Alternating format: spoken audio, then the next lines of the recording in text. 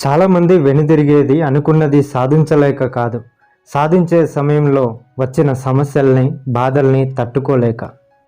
గెలుపు కోసం మనం చేసే ప్రయాణం అంత సులువుగా ఉండదు.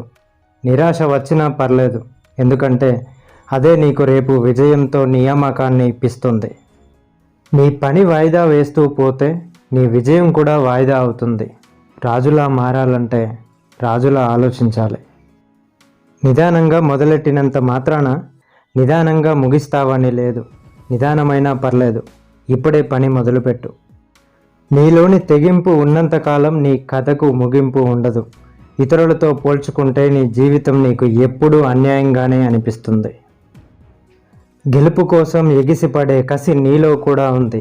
దాన్ని కొంచెం నిద్రలేపు చాలు. కష్టాలు ఎదురవుతున్న లక్ష్యం కోసం ముందుకు వెళ్ళడమే వీరుని లక్షణం. అనుకున్నది జరగలేనప్పుడు ఏం పర్లేదు, మళ్ళీ కొత్తగా మొదలు పెట్టాలి అని ప్రతిసారి నీ భుజాన్ని నువ్వే తట్టుకో.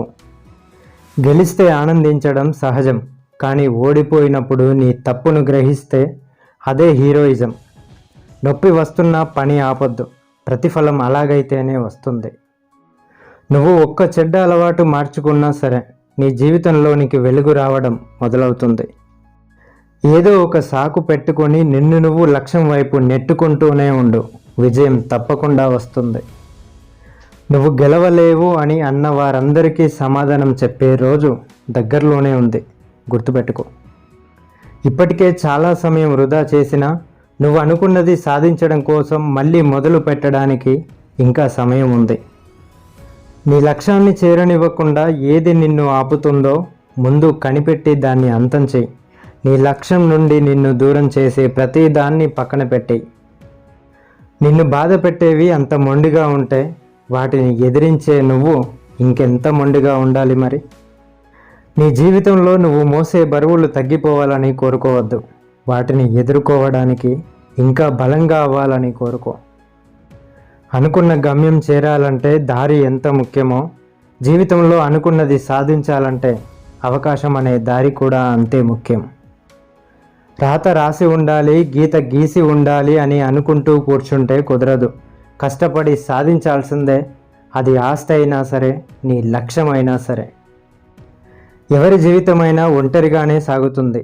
అందరూ మనకు ఉన్నారనే పిచ్చితో వాళ్ళే మనకు జీవితం అనుకుని భ్రమలో బ్రతికేస్తుంటాం.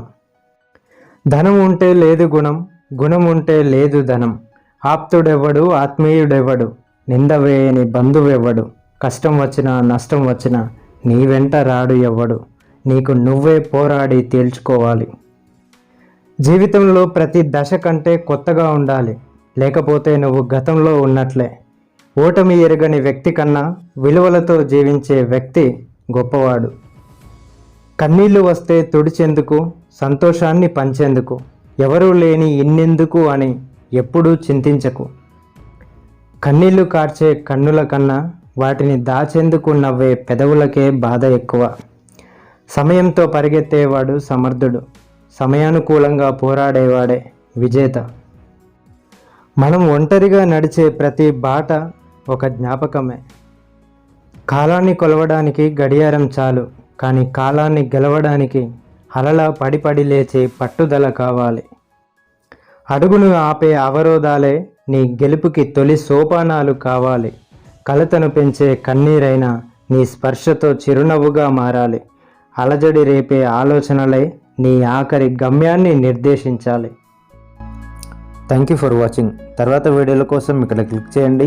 మరిన్ని వీడియోల కోసం నా ఛానల్ సబ్స్క్రైబ్ చేసుకొని లైక్ చేయండి, షేర్ చేయండి, కామెంట్ చేయండి. Thank you.